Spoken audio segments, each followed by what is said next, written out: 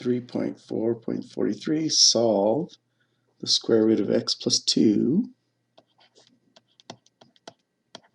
plus 8 is equal to 0. Okay, so this radical equation, we want to get the radical expression by itself, so you have to subtract 8 from both sides of the equation.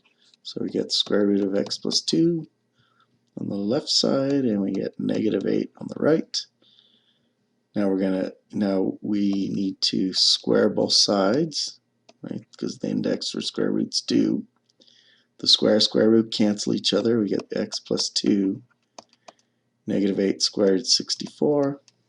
Subtract 2. X equals 62. Now, this is what I was telling you about earlier. You squared both sides, so you have to check. We're not checking to see if we made any math errors, although that, I mean, you can find if, that could be a possibility you made a math error. But we didn't make any errors here. And when I plug in 62 plus 2, we got to check it in the original problem. So this is, let me fix that for you. So plus 8, we got to check to see if that equals 0. So the square root of 64 is 8, and 8 plus 8 does not equal 0. So that tells us two things. One of two things. Either we made a math error, or 62 is an extraneous solution. So provided we made no math errors, 62 doesn't work, right? So 62 may or may not work if we made no math errors. We check it, 62 doesn't work, so we throw it out, and this has no solution.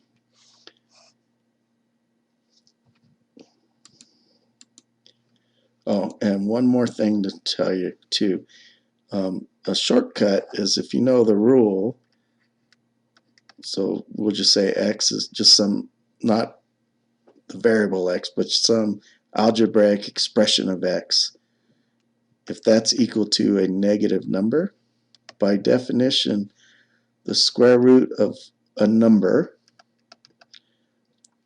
is going to be a positive number, right? Provided this is a real number. Okay, so this square root of some expression can never be equal to a negative. So way back here, I could have stopped and just said no solution. That's a shortcut if you know that.